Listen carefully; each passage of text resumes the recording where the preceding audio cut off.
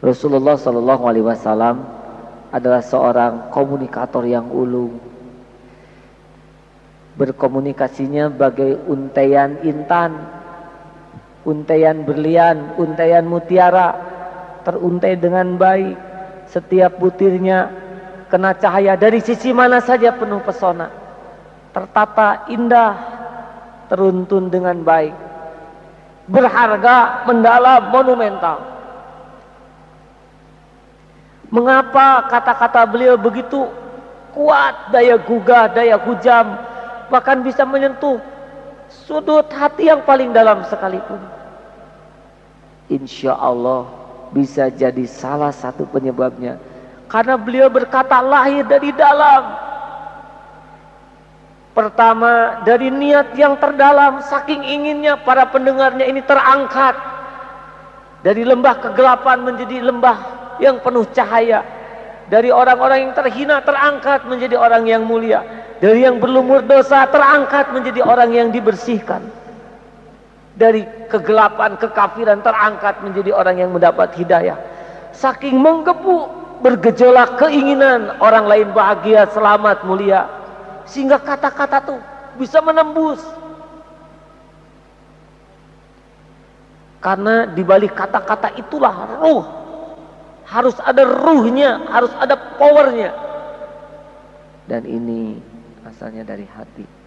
Hati hanya bisa disentuh oleh hati lagi. Seindah apapun kata-kata, rekayasa, kosakata, tapi tidak terlahir dari niat yang dalam demi kebaikan, tipis harapan akan menghujam. Niat yang baik di setiap kata-kata kita, insya Allah, walaupun mungkin tata bahasanya sederhana, walaupun mungkin tidak seindah sebuah prosa, tapi kata-kata yang penuh keikhlasan, penuh kesungguhan, itu akan menghujam di kalbu. Oleh karena itu, kalau kita berbincang, memberi nasihat, kita harus tanya, mau apa ini? Pamer ilmu, pamer dalil, pamer kefasihan bicara, ingin disegani, ingin dipuji kepiawaian berkata. Kalau yang bersembunyi di balik kata-kata hanyalah kebutuhan duniawi, pujian, pangkat, jabatan, kehormatan, bahkan hanya imbalan dunia, Allah Maha tahu di balik setiap kata-kata, dan Allah lah yang kuasa menghujamkan setiap kata itu. Maka seorang ibu yang sangat tulus, yang bisa mengendalikan dirinya dari sikap emosional, kata-katanya bersih, walaupun terluka oleh anaknya, tapi dari dalam. Mungkin saat itu ditolak karena emosi anaknya, tapi akan tersimpan di sana. Ketika suasana sudah tenang, akan hidup menjadi cahaya di hati pendengarnya. Saudara-saudaraku sekalian, tampaknya bedanya mubalik dulu yang kata-katanya sedikit tapi pengaruhnya besar, dibanding dengan beberapa mubalik terakhir perkataannya banyak tapi daya rubahnya sedikit. Bisa jadi ruhnya, tekad agar orang lain selamat, mulia, yang kurang membara. Yang kedua, dari kata-kata yang terungkap, agar ada ruhnya, kata-kata itu harus menjadi bagian dari diri kita. Seseorang begitu yakin, tolong, saya setuju kalau maling itu ditangkap, dia akan begitu menjiwai kalau dia sudah 3 kali kena kecurian, karena keinginannya sudah menjadi bagian dari dirinya. Seseorang menceritakan nikmatnya haji, jauh akan lebih efektif bagi orang yang sudah menjalankan ibadah haji dengan baik. dibanding yang menceritakan haji dan belum pernah melaksanakannya. Seseorang yang menceritakan nikmatnya colenak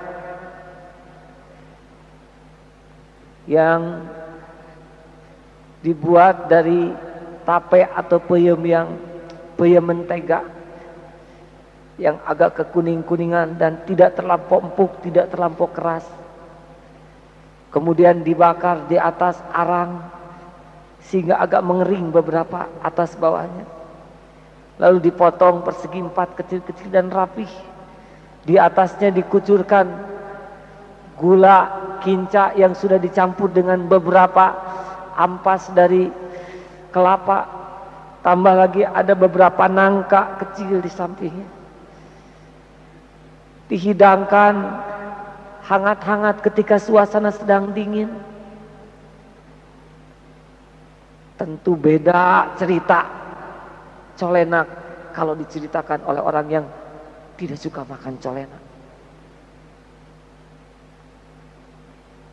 Saudara bisa ikut merasakannya. Alhamdulillah saya senang colenak. Wahai sahabat-sahabat sekalian, hati-hatilah dengan pembicaraan yang tidak menjadi bagian dari diri kita. Garing, ngambang, kering, hampos.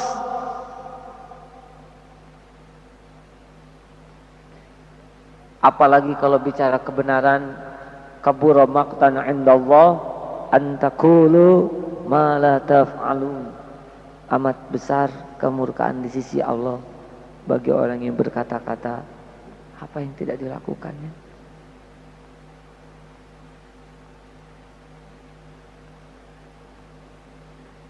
Maka marilah kita membiasakan sebelum berkata kepada orang lain, berkata kepada diri.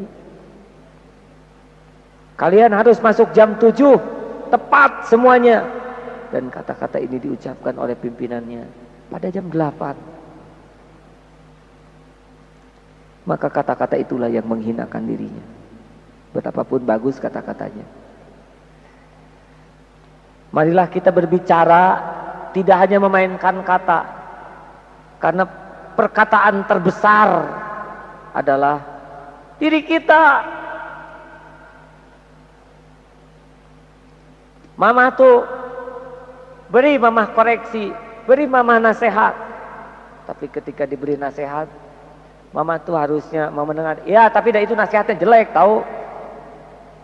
Dia minta diberi nasihat, beri saya koreksi.